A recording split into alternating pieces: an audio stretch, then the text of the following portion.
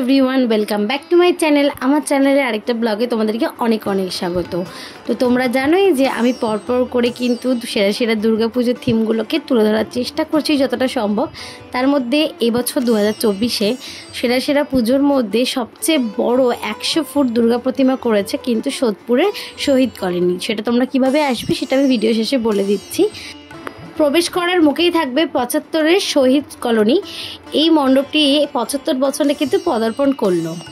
75 বছরে তাদের বিশেষ চমক হচ্ছে বিশ্বের সবথেকে বড় দুর্গা প্রতিমা।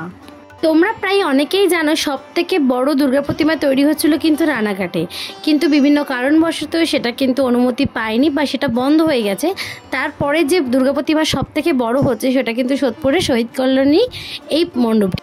তোমাদেরকে এবার বলে দিই তোমরা কিভাবে আসবে। তোমাদেরকে প্রথমে আসতে হবে সোদপুর স্টেশনে, তারপরে অটোয় করে তোমাদেরকে আসতে হবে কিন্তু ধানকল মোড়ের সামনে।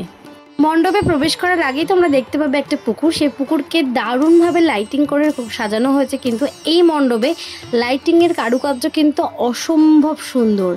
চলেই এসছে একদম মণ্ডপের সামনে। এই জায়গাটা থেকে বাদিকে তাকালেই কিন্তু আজকে আমাদের বিশেষ আকর্ষণ 100 ফুটের মা দুর্গা, বিশ্বের সবথেকে বড় মা দুর্গা।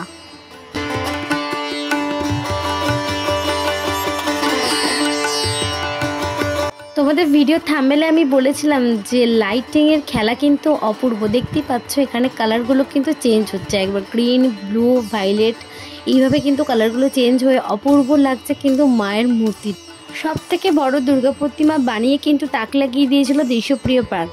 সেই ছন্দে তাল মিলিয়ে কিন্তু এবার সোদপুরে তৈরি হয়ে গেছে সব থেকে বড় দুর্গা প্রতিমা, প্রায় 100 ফুটের দুর্গা প্রতিমা।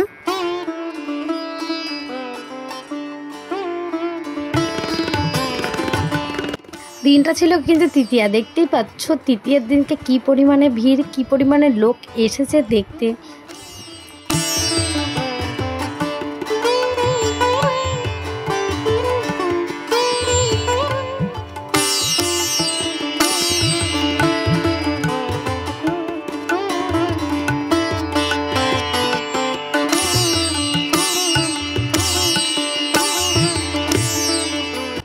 মাঝখানে রয়েছে মা দুর্গা, তার এক সাইডে রয়েছে লক্ষ্মী গণেশ এবং অপর সাইডে রয়েছে কিন্তু সরস্বতী এবং কার্তিক।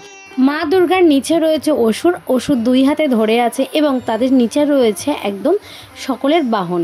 যেমন এখানে রয়েছে গণেশের বাহন ইঁদুর, লক্ষ্মীর বাহন পেঁচা, মা দুর্গার বাহন সিংহ, সরস্বতী মায়ের বাহন হচ্ছে হাঁস এবং কার্তিকের বাহন কিন্তু ময়ূর। চলো এবার মণ্ডপের ভেতরটা প্রবেশ করা যাক। ভেতরে প্রবেশ করাতেই দেখতে পাচ্ছ, দেখে মনে হচ্ছে না একটা রাজঘানাতে এসে পড়েছি। আর এখানে কিন্তু দেবতার সব অবতার রূপ কিন্তু তোমরা দেখতে পাবে।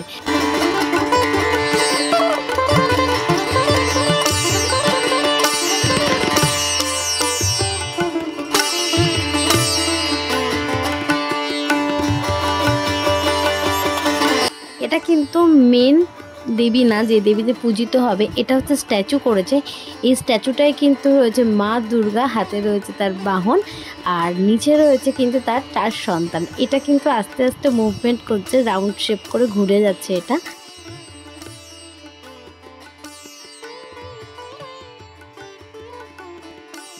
তোমাদেরকে এবার দেখাবো যে মূর্তিটি এখানে পূজিত হবে। সেই মূর্তিটা এখনও কিন্তু অস্ত্রগুলো দেওয়া হয়নি, অনেক সাজসজ্জা এখনও বাকি। যেন সবে তৃতীয়ার দিনকে আমি গেছিলাম ভিডিও করতে, এখনও অনেক কাজ অনেক বাকি রয়েছে।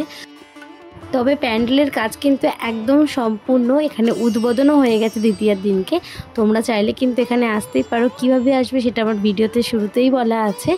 গুগল ম্যাপের লিঙ্কটা আমি ডেসক্রিপশন বক্সে দিয়ে দেবো, তোমরা একটু চেক করে নিও।